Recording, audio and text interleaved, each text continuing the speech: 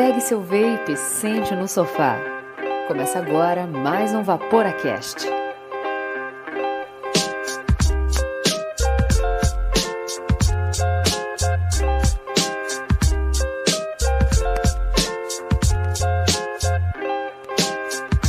Fala, VaporaCasters! Sejam muito bem-vindos a mais esse VaporaCast, que faz parte daquela série de 10 entrevistas que eu havia comentado com vocês no último episódio, no qual a gente está conversando com pessoas que estão envolvidas nesse meio, basicamente, né?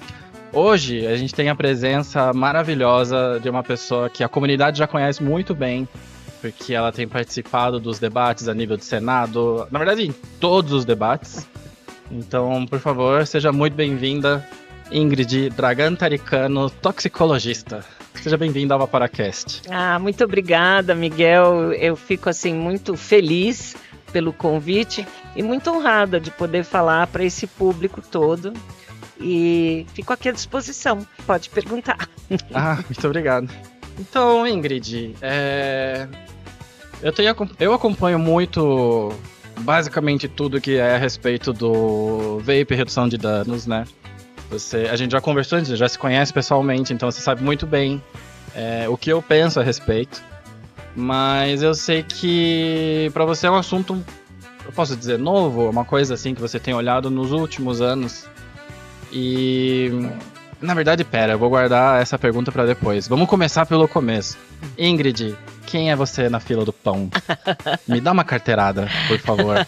Quem sou eu na fila do pão? Depende do que você quer saber. Eu sou uma toxicologista, hoje independente, porque fui professora de farmacologia e toxicologia por 45 anos e trabalhei com toxicologia pré-clínica. Para o pessoal poder entender o que é isso, a toxicologia pré-clínica é uma área da toxicologia que faz vários estudos científicos de novos produtos para poder determinar qual é o risco e qual a segurança. Então, esses estudos mostram o quanto uma substância é segura, o quanto ela é perigosa, quais os níveis dessa substância que são admitidos em produtos no registro, e que podem ser, então, comercializadas no país. Quem avalia esses estudos é a Anvisa, o Ministério da Agricultura, dependendo do produto que é. Então, eu trabalhei muitos anos com isso, determinando segurança e risco de novos produtos, junto com as aulas de farmacologia e toxicologia. E quando eu me aposentei, eu decidi que eu ia fazer tudo que eu gosto na hora que eu bem entendo. Tá certo. Então, eu digo assim, me aposentei da sala de aula, né? Já tive algumas crises de abstinência, mas vai fazer 2 anos que eu tô fora da sala de aula, da faculdade de medicina, né? E então comecei a me interessar por coisas que eu não tinha tempo de ter estudado antes, mas isso já faz tempo, já tem uns 5 anos. Foi por isso que quando eu me aposentei, falei, agora eu posso... Agora eu tenho tempo, né? Agora eu tenho tempo de trabalhar com isso. Porque eu tava fazendo as contas aqui, né? Da aula dá muito trabalho, né? Você foi coordenadora de curso também? Fui, por 15 anos. Na verdade, na época, era diretora da Faculdade de Biomedicina da Universidade de Santo Amaro. Então foram 15 anos dirigindo a faculdade. Pois é. E ainda toda essa parte de clínica. Você falou de outros produtos, né? Que outros produtos são esses? Bom, você diz na carreira de um toxicologista que faz estudos pré-clínicos. Medicamentos de todos os tipos, desde anestésicos gerais, locais, medicamentos para dor, para isso, para aquilo, para tudo, para câncer. E fora os medicamentos, também os defensivos agrícolas, todos os produtos aditivos alimentares, sendo flavorizantes e qualquer coisa que vá como aditivo alimentar. E também, claro, os produtos de tabaco, né? Então são todos os produtos mesmo, qualquer coisa que vai ser registrada na Anvisa, no Ministério da Agricultura ou outro, para uso público, seja humanos ou animais, tem que ter laudo de segurança e risco. Então legal. Calma, deixa eu montar a pergunta. E como que esse tema de cigarros eletrônicos, vape, pod, entrou na tua vida? E como que você percebeu, eita, eu preciso trabalhar com isso? Como é que foi? Faz muito tempo? Faz bastante tempo. Eu acho que eu já venho lidando com esse assunto por ter percebido o movimento social de uso de produtos de dano reduzido.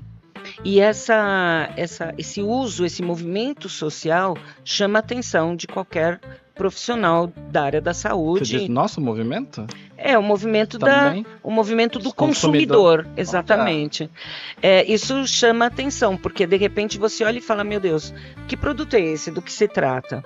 Então, aos poucos, eu fui me interessando pela literatura mundial, lendo sobre isso, a própria Organização Mundial da Saúde, e há uns tempos atrás também eu conheci uma pessoa que fumou durante 40 anos e de repente me aparece usando um vape. E aí eu me interessei mais ainda em entender, mas aí entender como toxicóloga, como toxicologista, o que era exatamente esse produto. Antes de você estudar, você tinha algum preconceito com... Assim, quando eu digo um preconceito, não vou dizer preconceito. Você tinha alguma ideia? Porque, claro, né, como profissional de toxicologia, eu imagino que você não vai tirar uma conclusão do risco de um produto sem analisar ele. Mas antes de você estudar, você já... O que você pensava? Você olhava para isso com que olhar? Tipo, ei, isso é perigoso. Opa, isso é uma boa ideia. Sabe, mais ou menos... Como que você enxergava isso? Eu vou ter que te explicar outra coisa. Eu até volto atrás até para te ajudar. Eu, quando fiz a migração, vamos chamar assim, porque eu ainda consumo, né, cigarros eletrônicos, eu consumo nicotina ainda via dano reduzido, né, no vape. Mas quando eu tava parando de fumar, eu achava que o vilão de tudo era a nicotina. E eu não era uma pessoa necessariamente tão mal informada assim nas coisas do mundo, mas eu tinha a impressão de que a nicotina era vilã. Então, para eu poder sair do cigarro e ficar nos cigarros eletrônicos, né, na versão eletrônica, eu tive que primeiro entender o papel da nicotina, perceber que ela não é a vilã, mas assim como o Mike Russell diz, né, as pessoas fumam pela nicotina e adoecem por todo o resto. Então eu tive que entender esse conceito. Demorou tipo 1 ano para eu entender e falar, opa, isso é uma escolha consciente. Como que foi para você, porque você é toxicóloga, você começou a ver esses produtos aparecendo, brotando no mercado brasileiro, no mercado clandestino brasileiro. Quais eram as tuas impressões e como elas evoluíram depois que você estudou? Bom, em primeiro lugar, eu preciso deixar muito claro que um toxicologista não pode ter esse tipo de opinião pré-formada. Porque se tiver, não vai ser um toxicologista. Entendi. E exatamente, e isso está estreitamente ligado ao conceito do que é toxicologia. O que é toxicologia? É estudar a forma de consumir qualquer tipo de produto dentro de uma margem de maior segurança possível. Porque se a gente for pensar, todos os produtos que nós temos contato são tóxicos, todos. Só que nós temos regras para contato e consumo de tudo, né? Então, existem limites para todas as substâncias. Se eu tiver qualquer preconceito com qualquer substância, então eu não posso fazer toxicologia. Vamos começar por aí. Legal. Então, assim, preconceituar não está incluído no dicionário do toxicologista. Que bom. Não está. Em segundo lugar, eu nunca tive problemas com a nicotina, porque como farmacologista, eu sei bem quem é a nicotina, né? A nicotina é um produto natural de Nicotiana tabacum e de outras muitas plantas. Tomate também, não é? Sim, tem na berinjela. Olha só. Então, Por isso que eu gosto de berinjela. Pois é, então como eu te disse, eu conheço muito bem a nicotina de longa data. Eu sou farmacologista há 45 anos, então não teria por que, coitadinha da nicotina, arrumar uma briga com ela, né? O que a gente pode dizer e não pode deixar de dizer de forma alguma e é importante que todos saibam, que a nicotina é altamente viciante, né? Então, quando a gente pensa em nicotina, a gente tem que pensar que as pessoas que consomem nicotina, elas viram dependentes de nicotina. Mas é isso e ponto. Como muitas pessoas são dependentes de cafeína e de tantas outras substâncias que estão livremente à venda neste país e no mundo, né? E cafeína não tem só no café. Então, claro, cafeína tem em vários locais também. Chocolate. Chá, alguns chás, né? Acho que o chá mate mesmo, né? Tem algumas, são quantidades muito pequenas, né? Mas aí você pode não ter a cafeína, mas tem as xantinas. Ou seja, é um campo que, se a gente for discutir a toxicologia, a gente vai ficar até depois da manhã, né? Então, cuidado com o que você promete, que aí eu falo, opa! Mas voltando à questão do preconceito, não dá para preconceituar, e no meu caso específico, assim, no exercício da minha especialidade, muito menos a nicotina, muito menos, não dá para ser assim. Agora, daí a dizer o que eu já ouvi de muitas pessoas, já ouvi várias vozes dizendo, a nicotina é cancerígena, ou então diz como os cancerígenos presentes como por exemplo a nicotina, gente, pelo amor de Deus, a nicotina eu tinha essa impressão. Não é cancerígena, nunca foi, né? Eu tive essa impressão, e quando eu fiz a pesquisa e encontrei o site do IARC, que é a Agência Internacional de Pesquisa de Câncer, começa com não claro, é cancerinogênica. Não é. É viciante. Isso, exatamente. As pessoas que fumam abusam dela, mas não é ela quem causa, e sim a dependência a ela e o uso através do cigarro ou combustão, sim, ou N maneiras que podem adoecer as pessoas.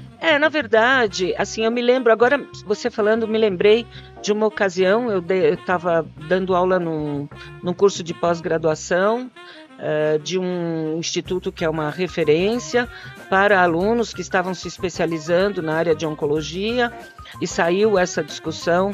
Então eu tive a oportunidade de discutir profundamente com eles de onde sai essa ideia tão errada de que nicotina é cancerígena. Sim, porque ela tem algumas intervenções em ciclo celular e tal, que definitivamente não tem nada a ver com câncer. Definitivamente. Essa intervenção da nicotina em ciclos celulares, ela termina em outro ponto que é muito distante do câncer. E tem algumas afirmações também, se alguém estiver aqui assistindo, um médico, vai dizer assim, mas pode haver uma diminuição de células pequenas do pulmão. Sim, pode até haver, mas que não tem nada a ver com o aparecimento de neoplasias, né? Entendi. Então é preciso ler com bastante atenção a literatura, e deixar bem claro aqui para todos que o que eu estou falando, tudo que eu estou dizendo aqui, tem referências bibliográficas. Eu não estou falando nada aqui que nasceu nas minhas ideias no pequeno mundo de Ingrid. Sim, e é justamente por isso que eu te escolhi. E escolhi parece pesado, né? Porque ele coloca muito em mim, mas é por isso que eu queria conversar contigo, porque eu realmente tenho acompanhado as apresentações que você tem feito em todo lugar, mas especialmente no Senado e na Câmara, em Brasília, de maneira geral, porque você tem sido convidada como especialista não para colocar a sua opinião, mas para colocar o que você estudou. E eu reparo que eu gostaria também que você me falasse um pouco a respeito disso, mas assim, antes, eu também concordo que a chave para o que a gente faz, para redução de danos, ela é educação sobre nicotina. Eu acho que ninguém poderia colocar um vape na boca ou um saquinho de nicotina sem entender antes tudo o que permeia ali a respeito, porque para quem fuma cigarros combustão tradicionais, mudar para um produto de menor risco, né, os conhecidos SNP em inglês, né, Safer Nicotine Products, é uma redução de danos.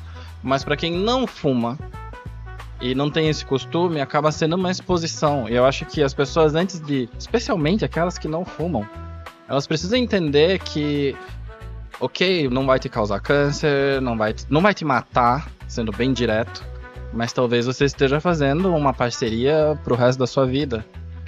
E às vezes essa amizade não é tão legal, porque quando você vai pegar um voo longo, ou você precisa passar um dia inteiro concentrado numa sala fechada, o teu corpo pede a nicotina. É tipo um amigo chato que te liga no meio da reunião e você fica ali, sabe? Então a pessoa ela tem que entender que tem todos esses pormenores antes dela fazer a escolha. E quando ela fizer a escolha, tem que ser consciente. Agora, existem grupos de risco que não podem? Essa é uma pergunta, na verdade. Existem alguns grupos de risco ou todo mundo poderia fazer uso de um cigarro eletrônico, por exemplo? Bom, aí você já está fazendo uma pergunta muito clínica que até foge, de certa forma, o alcance dos meus passos. Mas, por partes, respondendo por partes. Primeiro, os produtos de dano reduzido não são em absoluto para iniciar ninguém ao uso de nicotina. Os produtos de risco reduzido existem para ajudar pessoas que são dependentes da nicotina a usarem, a obter a nicotina de uma forma mais segura, com menos riscos. Então nós temos produtos que oferecem nicotina, que entregam nicotina com 90 até 98% menos danos. Uau. Então nós temos assim entre 90% e 98% vários produtos diferentes entre tabaco aquecido, pouch, vape, que entregam nicotina com tudo isso a menos de risco. É disso que nós estamos falando, menos riscos. Agora, daí a aconselhar alguém a iniciar a sua amizade, como você disse, com a nicotina, com produtos de risco reduzido, eu devo dizer que não é uma boa opção. Um toxicologista jamais aconselharia alguém a usar algum produto que causa dependência. O que nós estamos falando aqui, e eu fui convidada a falar no comecinho desse ano, no Panamá, e eu comecei dizendo exatamente isso. Eu vim aqui para falar sobre nicotina e sobre dependentes de nicotina. Eu lembro, eu tava lá. É disso que se trata. E eu lembro que destoou um pouco, porque quando, claro, a gente tá em eventos que são de caráter, vamos supor assim, ativista, o pessoal sempre está muito ocupado defendendo o direito de poder ter acesso a esses produtos. E eu lembro que a tua apresentação, ela destoou um pouco porque você trouxe cuidado para a mesa. Assim, as tuas informações corroboraram, basicamente, não havia uma diferença nos dados, estavam todos encontrados ali. Porque é ciência, são dados públicos, né? Mas assim, enquanto eu, inclusive, tava lá defendendo o meu direito e expondo o que acontece aqui no Brasil, a falta de regulamentação ou a regulamentação não adequada. Quando você foi fazer a sua palestra, você teve, pra mim, assim, gente, é tudo isso sim, porém, temos que entender isto. E eu lembro que parecia uma aula mesmo, tipo professora, sabe? Slide e conteúdo, sabe? Eu comecei com um slide branco escrito em vermelho de todo tamanho, nicotina. Sim. Porque, na verdade, a questão é essa. E eu gostaria de reforçar essa posição, deixar bem claro que nós estamos falando de produtos de risco reduzido, não podemos falar em zero risco, porque não existe, eu acabei de falar, não existe nada zero risco, nada. Nem nos alimentos, nem nas bebidas, nem nos medicamentos, nem nos defensivos, nada. Então, o que nós temos são riscos reduzidos. E por que é tão importante discutir risco reduzido? Porque nós temos dependentes de nicotina. Existem dependentes e sempre existirão. Sempre existirão.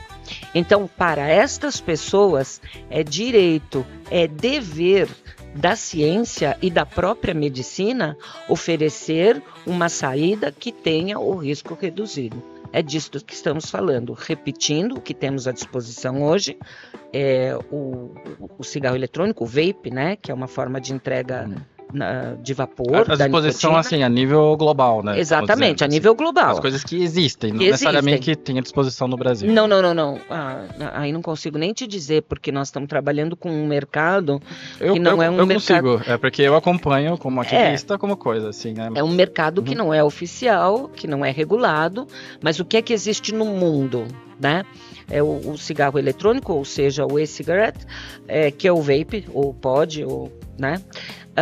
As bolsinhas de nicotina, que são os pouches, E o tabaco aquecido.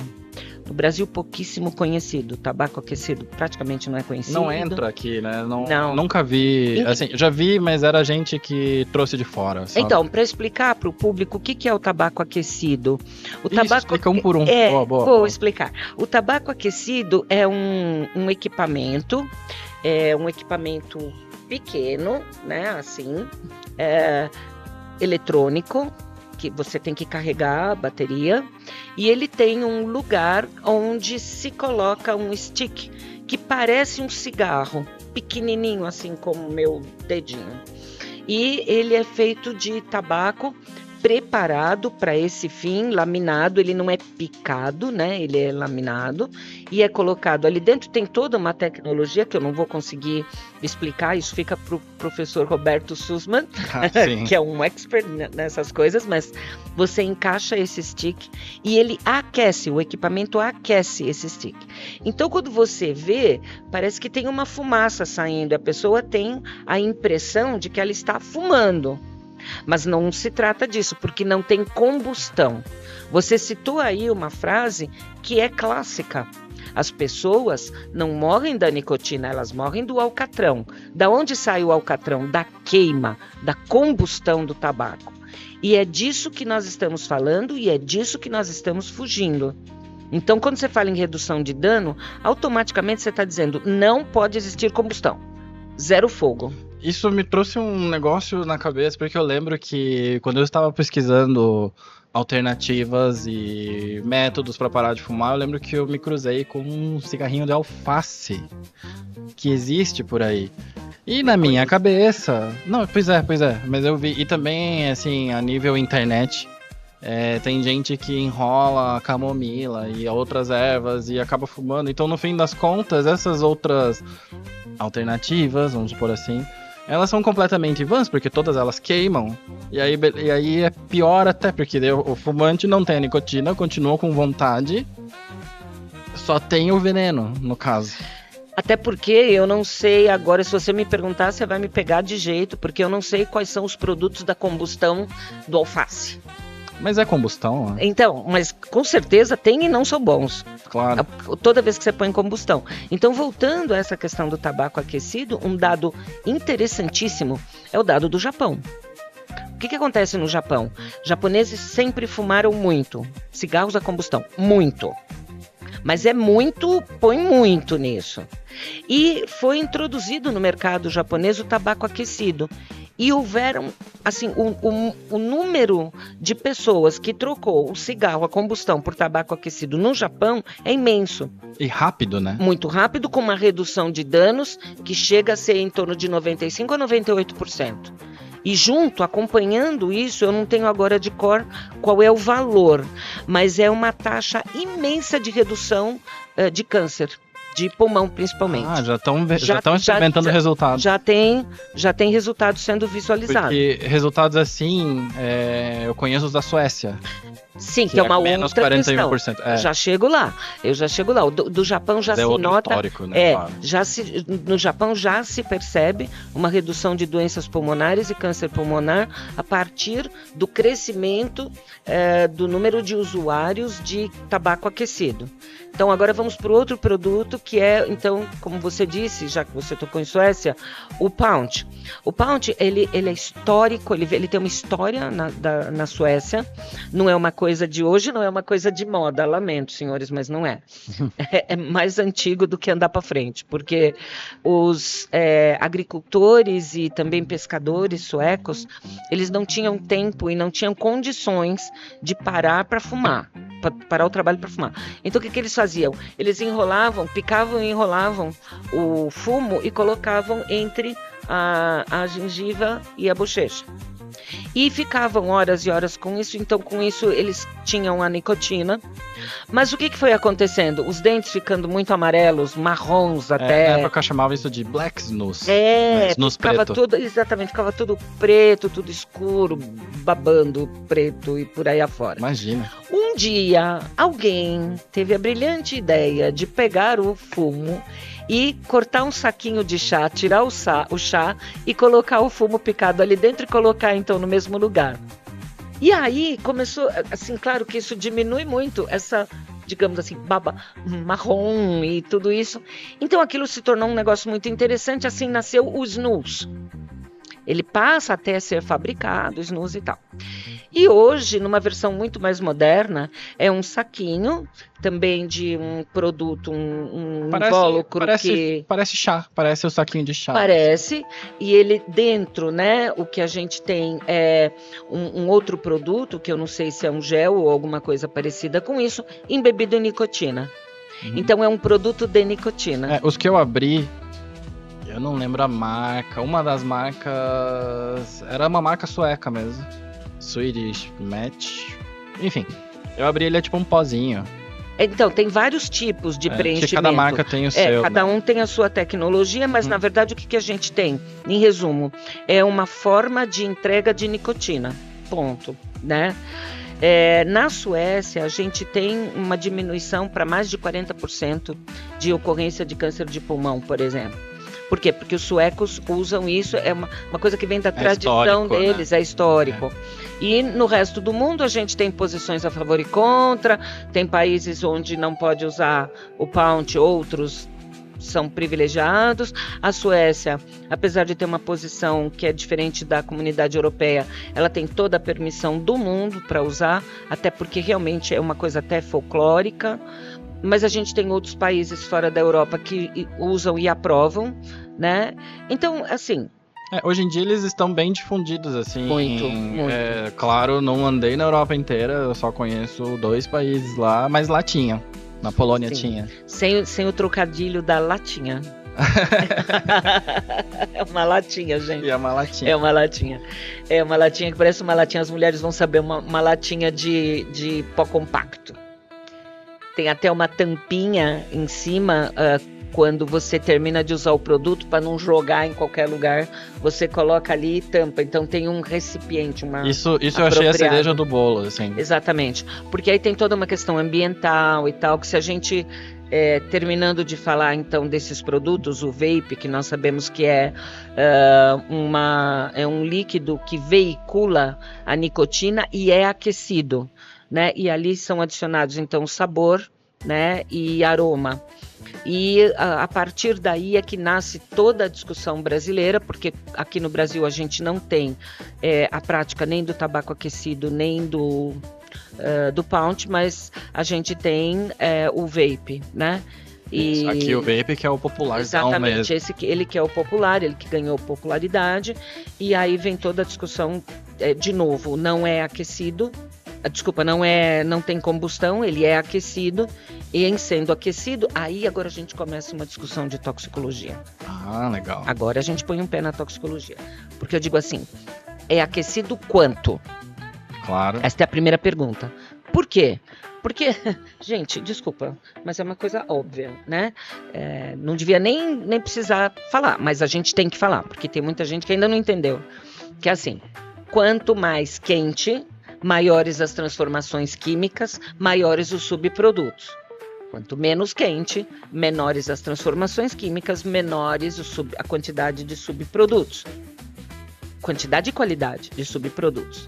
Aí se você vai pensar, de novo, o professor Roberto Sussman, né? Especialista em emissões. Ele é mexicano.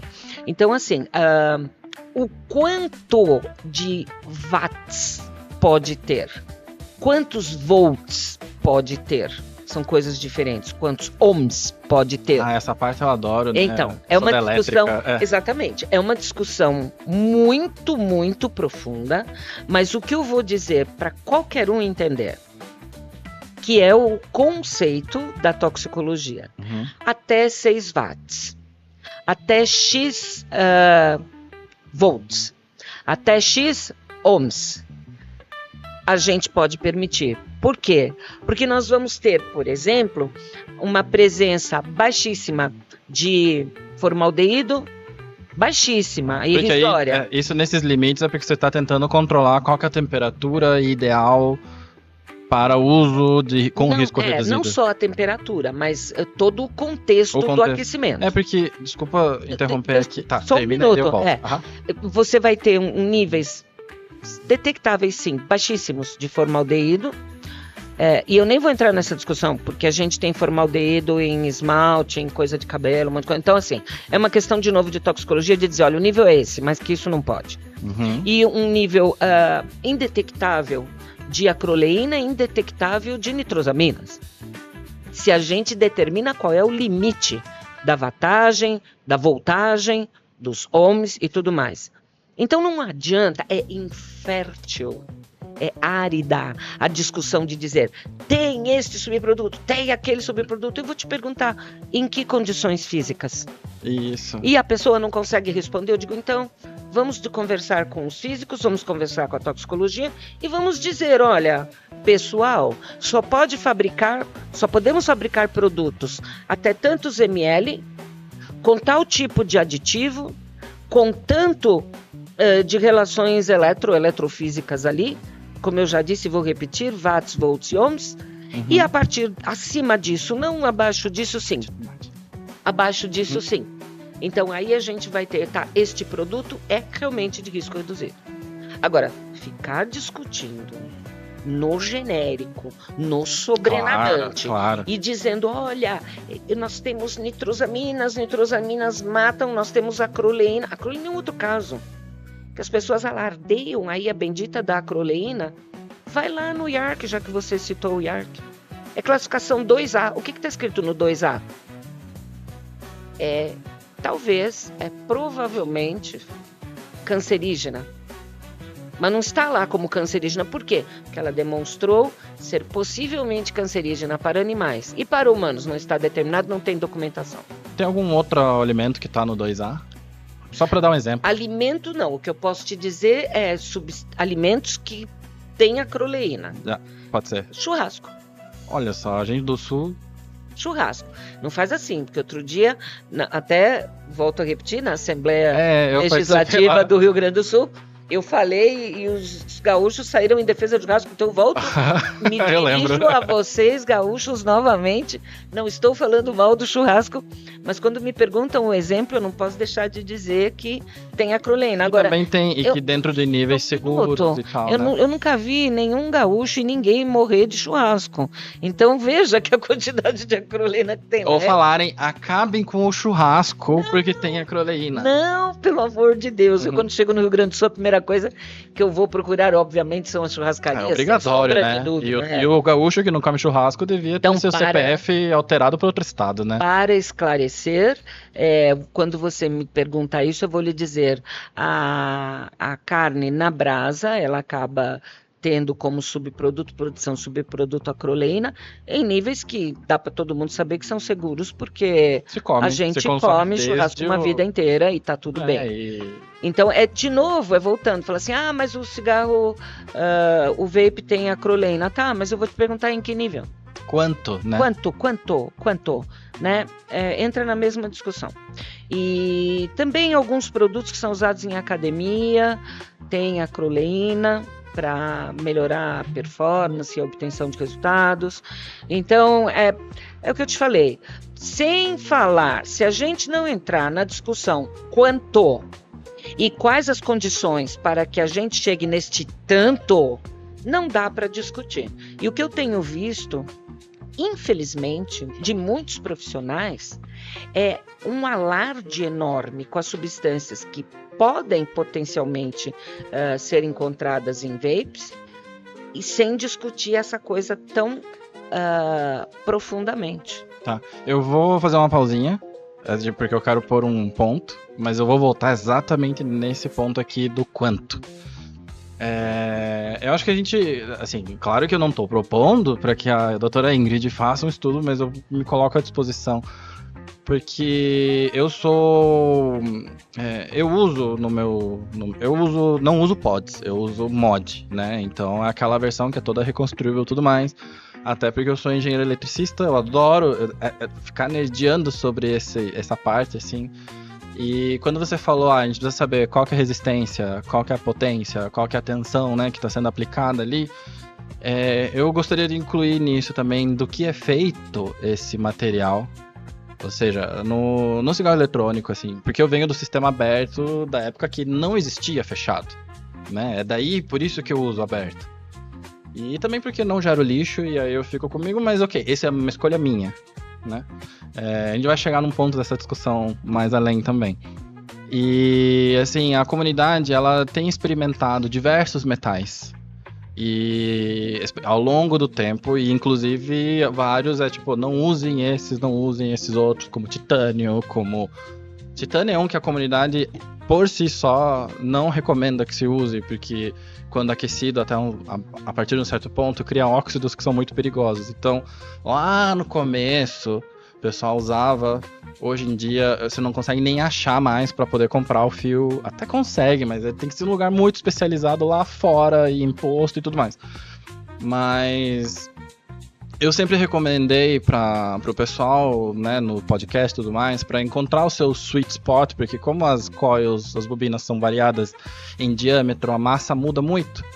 Então, eu também sempre fui muito fã de evaporar não pela potência, mas pela temperatura, porque os aparelhos como eu uso são mais robustos, vamos dizer assim, tem mais tecnologia do que os podzinhos, né? Você pode usar o modo de temperatura e falar, eu quero evaporar em X graus, né? Então eu acho que nisso que você me colocar à disposição, eu já equacionei isso uma vez, posso fazer isso de volta, faz parte do hall de habilidades do engenheiro eletricista, porque como cada material tem um calor específico, quando você aplica esse calor via efeito Joule, né, que é a passagem da corrente, cada um vai aproveitar o calor de uma certa forma. Então traduzindo, existem fios, por exemplo, que o pessoal usa, e sim, isso existe, para fazer competição de cloud chasing, que é para quem solta mais vapor. Então eles acabam usando um fiozinho que esquenta muito com pouco calor. Tem um calor específico bom para isso. Agora eu não lembro se é mais alto ou mais baixo, mas tem bom para isso. E eu sou muito fã de usar aço inox, porque o aço inox, o mod que eu tenho, né, o aparelho que eu tenho, ele consegue inferir pela variação de temperatura, pela variação de resistência, qual é a variação de temperatura que você tem. E como você mencionou, né, precisa saber esses parâmetros físicos para poder reduzir dano, eu gostaria muito de saber, claro, teríamos que pesquisar, de quais são os parâmetros físicos também para outros sistemas, sabe? No caso, o sistema aberto, e para eu poder dizer para a comunidade, falar, gente, usem até tal temperatura, até aqui a gente consegue garantir um pouco melhor. Claro que é uma tentativa, né, de em torno trazer de isso, né? 230 graus, em torno de, tá? Existem várias publicações, a gente tem várias, inclusive, posições de fabricantes mundo afora, mas em torno de 230 graus, por aí. É isso que eu usava, assim, tá? Porque mais do que isso, sabe o que acontece? O algodão queima. Pois é, mas e aí quando ele queima... Ele é horrível, não serve. Ele é horrível. Mas assim, não é tipo, eu gosto forte de queimadinha. Não, quando o algodão queima, ele desce de um jeito que a gente chama isso de dry heat. Exato. E dá vontade de vomitar. Não é gostoso. Na verdade, é que aí você começa a combustão, né? Claro. E combustão não nos interessa, não é disso que nós estamos falando. Exatamente. Então, quando você pensa no tabaco aquecido e no vape, nos dois... você tem esses limites de temperatura, sim. Então é um conjunto de coisas. Por isso que eu digo a você, quando eu escuto pessoas emitirem as suas opiniões sem levar em consideração todos os dados técnicos que geram o risco, eu fico pensando, então eu posso discutir o risco de tantas outras coisas fora dos parâmetros determinados pela ciência e vamos sim provar que fazem mal, claro, estão fora dos parâmetros de segurança. Uhum. Então é muito difícil, porque é um assunto técnico, existem pessoas que não dominam a técnica e que apenas emitem suas opiniões pré-formadas e constroem, né, toda uma história que se propaga, então fica difícil. Mas falando assim como profissional e como quem tem uma experiência de mais de 20 anos em construir documentos para o regulatório, é um assunto bastante sério, né, que não é dominado por muitas pessoas, infelizmente, mas eu acredito que quando a gente tiver a oportunidade de regulamentar no Brasil, a exemplo de vários outros países onde já é regulamentado, esses parâmetros obrigatoriamente deverão ser seguidos. Concordo. Eu já falei no Senado, já falei na Câmara, já falei na Assembleia Legislativa e para tantos outros auditórios que o que acontece, quer queiram ou não, quer gostem ou não, é a realidade. Quem vai determinar o que pode, o que não pode, o que deve ser feito, o que não deve ser feito, o que vai ser proibido, o que vai ser permitido, são os dados toxicológicos. Então é a toxicologia que vai parametrizar toda essa questão e vai deixar algumas discussões encerradas. Tá certo. E precisamos, né? Portanto, eu, claro, sou uma profissional que lidei com regulamentação uma vida inteira e, claro, obviamente, sou absolutamente a favor da regulamentação desses produtos, né? E antes que você me pergunte, e me perdoem, a assistência, me perdoe muitíssimo o que eu vou dizer, mas eu falo aqui como profissional mesmo. Eu acho que o mais seguro são os sistemas fechados. A gente estava conversando isso na pré-entrevista, ela falou, Miguel, a gente discorda disso. Eu falei, tá tudo bem, a gente não precisa concordar. O que é bom é poder conversar a respeito, né? Mas por quê? Porque, veja bem, Miguel, você é uma pessoa bem formada, bem informada, um engenheiro, e você sabe exatamente como construir um produto de baixo risco para você utilizar. Quais as misturas que você pode colocar, acabamos de falar sobre temperatura, sobre características físicas, eletrofísicas da coisa e tudo mais. Vamos imaginar uma pessoa de 20 anos, de 22, 23 anos, que na sua formação ciências humanas, que não sabe nem a diferença entre watts, ohms e volts, e vai construir um sistema aberto. Nós corremos graves riscos com isso. Então, se a gente falar em população no geral, e aí agora eu abordo um outro tema que também adoro, porque muitas pessoas que são anti-redução de danos falam assim, vape causa EVALI, mata, e eu fico pensando, tá, mas espera um pouco, o que foi o EVALI? Que é uma doença respiratória aguda gravíssima e que mata, e matou 69 pessoas nos Estados Unidos e hospitalizou tantas outras, e todos eles usavam vape. Então daí, muitos indivíduos escutam a história até aí e saem propagando dizendo, olha, o vape mata, olha o que aconteceu nos Estados Unidos, olha aí, vale, né? Então tenho duas coisas que não me deixam esquecer. A primeira é falar dos Estados Unidos, depois falar do Brasil. Dos Estados Unidos. O que foi o EVALI? As pessoinhas queriam consumir THC, cannabis. Então pegaram o óleo e foram colocar lá dentro de um sistema aberto. Só que não dilui no líquido apropriado para vapear. Então nós temos que colocar alguma coisa que seja oleosa para diluir o THC, que é o óleo. Que é oleoso também, E aí tiveram uma brilhante ideia. Quer uma coisa mais saudável do que vitamina? Vamos colocar vitamina E. E diluíram em vitamina E, que é oleosa. E daí jogaram tudo isso dentro do pulmão. Gente do céu, o que pode acontecer num pulmão cheio de substâncias oleosas? Um problema agudo, grave, que mata e matou. Porque eles não conseguiam... O pulmão foi feito para receber nada oleoso. Quando eu li, e esses dados vêm do CDC, Centro de Controle de Doenças dos Estados Unidos. Quando eu via, porque ele forma uma camada que impede a troca gasosa no... óleo puro. E aí, como é oleoso, né? O pulmão, ele não tem as enzimas que tem no estômago para limpar isso. E o que mais... só se acumula. E o que mais... E agora, então, foi imediatamente depois disso, e não pode ser coincidência, meses depois disso, de que descobriram na urina desses pacientes, né?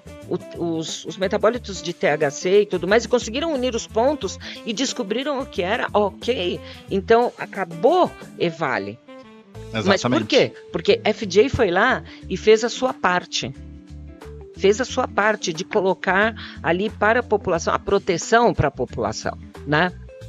Aí, vamos falar de Brasil. Eu escuto muitos profissionais dizerem assim, não, vape causa EVALI. Então eu já duvido que saiba exatamente o que se trata, o que se tratou o episódio EVALI. A gente não teve EVALI na Europa, né, por exemplo. Aliás, para mentira, teve 2 casos e pode olhar na literatura, eram 2 turistas. Eu lembro 2 americanos. De uma análise feita pelo Constantino Farsalinos, médico cardiologista grego fantástico. Isso, e eu lembro dele falar assim, gente, não é uma epidemia global, vamos ver os casos, eles são todos concentrados em um único país. Estados Unidos.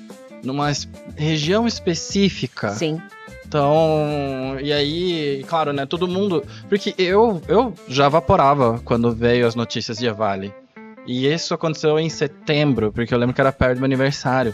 E eu fiquei, meu Deus do céu, o que tá acontecendo lá? E o que tem nos nossos vapes? Me deu um desespero. E aí a gente foi procurar, entender, e aí achei essas análises, achei os outros estudos, achei os dados do CDC e do FDA. Opa, mas olha, não é bem assim. Você desculpa eu te interromper, mas o que eu tenho para te dizer é extremamente importante. A gente tem muitos profissionais aqui no Brasil que dizem que vape causa EVALI. Vape causa EVALI. E aí você fica pensando assim, mas será que esta pessoa não entendeu ainda o que é o EVALI? Né? Ela o que só foi? está repetindo uma mensagem que ela ouviu. Está repetindo uma mensagem que ouviu pela metade, né? Que é muito triste. E eu posso falar isso, tem um monte de literatura aí, um monte de coisa. Aí você diz, não, mas no Brasil tem EVALI. Então espera um pouco. Nós estamos falando de um mercado ilegal, nós estamos falando de um monte de gente que usa sistema aberto, que dá para comprar facilmente. A gente encontra os e-líquidos para comprar nas tabacarias, em vários locais. Então, o que é que essas pessoas estão colocando nos seus sistemas abertos? Essa é a pergunta número 1. Uhum. E se elas estiverem colocando qualquer coisa que agride o pulmão, por não saberem, por não terem a informação, então, provavelmente a gente vai ter, sim, casos de EVALI. Então tá mais ainda não. Pois é. Outra coisa que pode acontecer, produtos fechados, produtos lacrados, que têm substâncias que nós não sabemos o que é. E algumas até sabemos. Então a gente tem, por exemplo, já se tem notícia de veiculação de drogas ilícitas dentro de vapes lacrados. A própria Polícia Científica, se não me engano, de Santa Catarina, acho que foi de Santa Catarina, que detectou uma droga em vapes. Então, assim, por que tudo isso está acontecendo? De novo, falta de regulamentação. Uhum. Porque quando a gente olha o que tem no mercado livre para comprar o que quiser, no camelô... Na rua, você quer dizer? Não, no camelô, não precisa ser na rua, vai... Eu não digo na rua, é sempre que o Mercado Livre parece o site, é só por isso. Não. Você vai na charutaria... Você vai na banca de jornal, você vai no posto de gasolina, onde for que você vai comprar, são produtos de várias marcas. Agora, quando a gente olha, e aí é uma boa oportunidade para falar dos países onde é regulamentado, que existem indústrias que fornecem os produtos, e esses produtos são fabricados em estritas regras, que são todas essas que a gente já falou, não precisa repetir. Essas marcas a gente não encontra no mercado brasileiro para vender. E bem, a gente estava comentando, né, sobre essa questão do que tem no mercado brasileiro. Isso. Bom, em primeiro lugar, a gente falava um pouco sobre as pesquisas, né? E a gente já falou aqui de Constantino Farsalinos. Então, uma das coisas é padronizar. E uma das regras que existe no projeto de lei da senadora Tronic é fixar em 20 miligramas ou 0,2. Qualquer pesquisa que seja feita fora desses padrões, é claro que vai encontrar traços de metabólitos de nicotina e talvez até a própria em urina em quantidades absurdas. Porque se eu tiver assim, o que tem muito à venda por aí, e olha que eu entro em vários locais e pergunto se tem, e muitas vezes até compro para ver o que é. São 50 miligramas, é 0,5, então não dá pra gente falar assim, o que o brasileiro está consumindo? Está consumindo coisas que estão fora do padrão do que a possível legalização tem em vista. Exatamente. Então, essa é uma questão... Como um exemplo disso, né, essa semaninha que eu tô aqui em São Paulo, eu também vim fazer outras coisas, aproveitei e que bom que eu pude te encontrar. Mas eu tava com o pessoal que é do México e, bem, as regras da Anvisa e da ANAC, né, elas não deixam que a gente traga, né, que pessoas tragam dispositivos do exterior, né? Antes deixavam, mas agora não deixam mais. Então eles não trouxeram seus devices, seus dispositivos, seus descartáveis, seja lá o que for. E então eu fui atrás, né? Eu falei, pô, vamos resolver isso. Se não posso resolver via mercado ilegal, porque eu vaporo, a gente dá um jeito. Eu falei, vamos dar um jeito. E aí quando a gente conseguiu encontrar... Cara, a gente encontrou um serviço que entrega pods em 30 minutos para qualquer parte de São Paulo. Sim. Meu, Sim. Isso que não pode, né? Não, mas qualquer... Doido, né? Qualquer charutaria que você entra e pede, aquelas que tem os narguilés expostos. Se eles não estiverem lá, eles vão te dar o caminho das pedras, lugar, né? E também, falando em narguilé, é muito interessante, o narguilé é regulado, né? Pois é. Então, é uma outra forma de entrega de nicotina. Ou seja, para resumir, então, qual é a posição, não minha, mas da toxicologia? Primeiro, é preciso regras. Por que é preciso que hajam regras? Porque é necessário respeitar limites. Para que servem esses limites? Servem para que seja utilizado um produto que tenha realmente um risco bastante reduzido. Esse risco reduzido que a gente já tem no mundo. E outra que a gente nem falou aqui, nós poderíamos falar 2 dias sobre esse assunto, mas a gente nem falou, que tem países que usam o vape, já que vape é o mais popular no Brasil, que usam vape como um programa de redução de danos aos fumantes que não conseguem ou não querem parar de fumar. E eu posso dar um exemplo clássico que todo mundo fala, a Inglaterra. E agora tem uma corrente aí de pessoas dizendo, olha, a Inglaterra está revendo a lei, vai proibir. Não é nada disso, quero deixar bem claro aqui. Por favor, leiam o que está sendo feito na Inglaterra antes de dizer que está em processo de proibição. Não é verdade. Eles estão de cara com um problema, que é um problema ambiental, né? Então, assim, eles estão tendo problema com os resíduos do vape original, do vape regulamentado, descarte do vape usado, né? Que é o vape lacrado e o dispositivo lacrado. Então, eles estão olhando para isso na lei. Nesse ponto do descarte, eu acho bem interessante. Eu escrevi um e-mail, porque eu participo de um grupo de e-mails com várias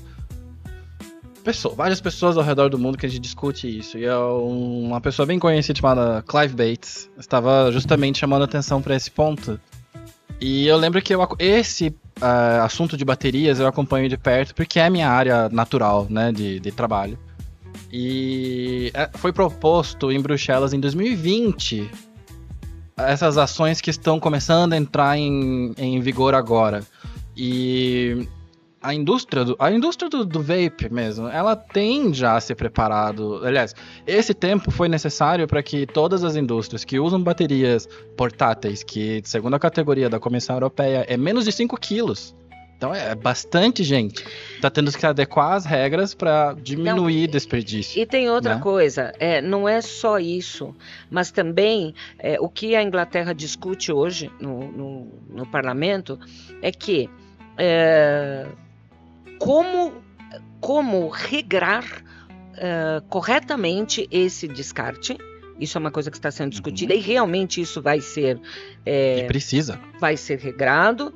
E eles têm mais uma questão que eu agora não tenho bem certeza, mas eu acredito, assim, no geral, ela está ligada à forma de exposição, em relação a cores e sabores. E olha, não me venham dizer que não pode ter sabor nenhum, porque eu conheço uma pessoa que eu comecei a falar no início aqui da nossa conversa, acabei não terminando a história, que que usou cigarro a combustão por 40 anos e trocou por vape. E hoje, se não me engano, já tem uns 2 ou mais anos que usa só o vape. E uma das coisas que não tolera mais é o gosto do tabaco. Então, assim, você retirar também o sabor completamente, isso não vai dar certo. Não vai dar certo. Tudo que não dá certo remete a um mercado ilegal. Então, não é isso que a gente quer. E aí, o que eu tenho que dizer que a lei brasileira também deve priorizar e está lá no PL da senadora Tronic. Não podemos permitir sabores de doces. Não podemos, assim, sabe, algodão doce, brigadeiro, coisas que atraem as crianças. Um negócio que é interessante, eu tava lendo a regulamentação, a lei que acabou de passar no Peru. E lá eles falam, vocês não podem fazer alusão, não se pode fazer alusão a sobremesas. Exatamente. Mas assim, Exatamente. Não é que não possa ter o sabor, você não pode comunicar que é. Exatamente. Então assim, olha, sabor amarelo, vamos supor, é manga. Ah, mas é manga com creme e iogurte. É sabor amarelo. Ou amarelo e branco, sabe? Cada país vai ter a sua forma de regular. Existe uma forma muito peculiar. Na Inglaterra existe uma forma muito peculiar, no Japão existe uma forma muito peculiar, nos outros países, mesmo dentro da União Europeia, de como isso é veiculado. Isso, tá? A discussão do plain packaging, né? Exatamente. Então, são esses pontos que eu gostaria assim, de finalizar deixando claro que o projeto de lei da senadora Tronic prevê tudo isso. É claro que nas discussões das câmaras outras questões vão aparecer e acredito que será bastante rígida essa lei, mas isso vai dar a oportunidade, além do Brasil aproveitar a experiência de outros países onde já está regulamentado e em uso pessoal há mais de uma década. Nós não estamos falando de uma coisa que apareceu aqui no mês passado, tá? Então vai dar a oportunidade do Brasil regular. As indústrias sérias que produzem para os países onde está regulado, porque quando eu digo as indústrias sérias, estas sérias que obedecem às regras à risca, elas a gente não encontra aqui no Brasil. Exatamente. Porque elas são tão sérias que não permitem, elas vigiam até para onde vão as cargas. Que não permitem que entrem em mercados não regulados. Não permitem, então a gente nem os conhece por aqui. O que a gente conhece é quem vende livremente. Quem não liga para quebrar a regra, só liga para o dinheiro. Entrando aqui e é o que as pessoas acham que é legalizado fora, mas que não é, né? Ou às vezes a marca existe fora, mas o produto é completamente diferente porque ele tem que se adequar à regra que existe. Que são as grandes bateladas de exportação, né?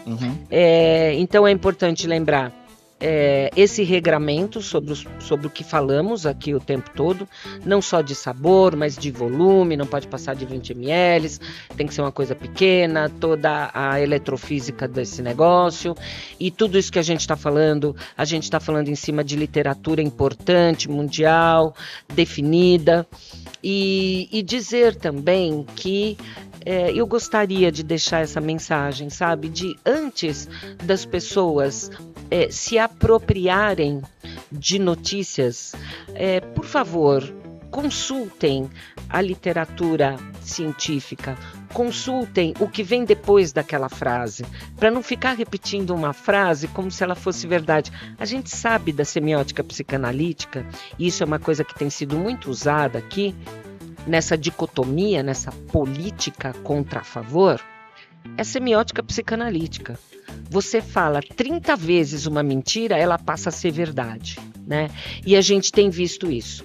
São frases que são lidas até a metade e depois são repetidas mais de 50 vezes.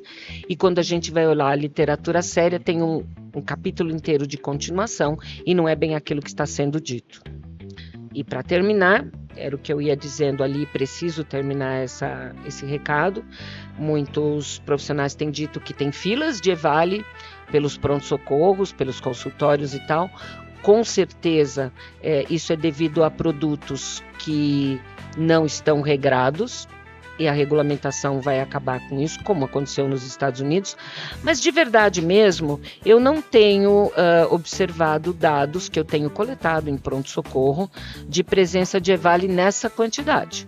Aliás, muitos médicos a quem questionei, um questionáriozinho rodando aí, nunca viram EVALI, né? Então essa é uma questão bem interessante também para ser colocada. E os que existem, não estou dizendo que não existe, mas os que porventura venham a existir, são aqueles que são derivados do uso inapropriado do equipamento. Ingrid, eu tenho uma última pergunta, rapidinha mesmo. Eu sei que ela vai te dar vontade de responder ela de maneira longa, mas foi feita a mim quando eu estava num congresso na Polônia. E foi dito, você acha que a ciência sozinha é capaz de resolver esse enrosco aqui no Brasil? Bom, a ciência sozinha resolveu toda a evolução do mundo. Resta saber se as pessoas vão ouvir a ciência e vão seguir a ciência. Isso é o mais importante. Porque o que a gente tem visto ultimamente é um número enorme de pessoas que dizem seguir a ciência, mas como eu acabei de falar, leem uma frase, saem alardeando sobre esta uma frase. E é como eu disse, a semiótica psicanalítica explica isso. Uma mentira ou uma inverdade reproduzida 30 vezes vira verdade. Então, eu acredito que a ciência é o pilar e ela deve ser lida com atenção, com zelo, com cuidado e até o fim, para que a gente possa repetir as coisas, né? Levantamentos sérios, mostrando realmente, isso me incomoda muito, o número de casos de EVALI que, se existem, talvez existam mesmo, mas diminutos, um número muito pequeno. E a ciência ela dá conta disso. Eu acho que ela é a base. Ela precisa ser ouvida, ela precisa ser consultada e ela precisa ser utilizada na regração, no regramento de tudo que a gente vai fazer, não só disso, mas de tudo. Muito obrigado, Ingrid, pela sua presença nessa conversa. A gente teve algumas dificuldades técnicas, né? A gente está aprendendo ainda a lidar com esse setup novo, mas muito obrigado pela paciência também. Imagina. E, Ingrid, a gente vai gravar, vai conversar mais vezes, então a gente vai continuar se encontrando por aí também nos eventos, mas eu agradeço demais a tua participação. Eu tinha uma certa inveja quando eu olhava os movimentos de consumidores lá de fora, porque eles tinham gente de ciência de peso do lado deles. E agora eu não tenho mais inveja, eles têm da gente. E é verdade isso, sabe? Muito obrigado por ser um pilar de conhecimento e de segurança também. Porque desde que eu te conheci, a gente tem evoluído mesmo. Beleza, eu já conhecia muito do vape, mas não necessariamente de redução de danos. Isso é um negócio que eu comecei a estudar muito mais forte nos últimos anos. E de tanto conversar contigo, de tanto me consultar contigo nesses pontos, eu pude evoluir muito esse entendimento e trazer esse entendimento para a comunidade. E eu sinto que a comunidade também está amadurecendo. E isso é pela sua presença no nosso círculo. Então, muito obrigado por ser esse grande apoio. Espero que continue sendo. E é isso aí, pessoal. Mas é isso aí, pessoal. A gente fica até o próximo Vaporacast. Muito obrigado. Agradeço muitíssimo a oportunidade. Eu acho importante. Não há por que aprender se não for para ensinar. Isso é um lema bastante antigo meu. Eu que agradeço a oportunidade. Muito obrigada, Miguel. Muito obrigado, professora. Professora, e esse professor é com carinho de alguém que está sendo como um aluno mesmo. Eu estou aprendendo muito. E é isso aí, pessoal. Até amanhã. Até a próxima. Tchau, tchau. Tchau.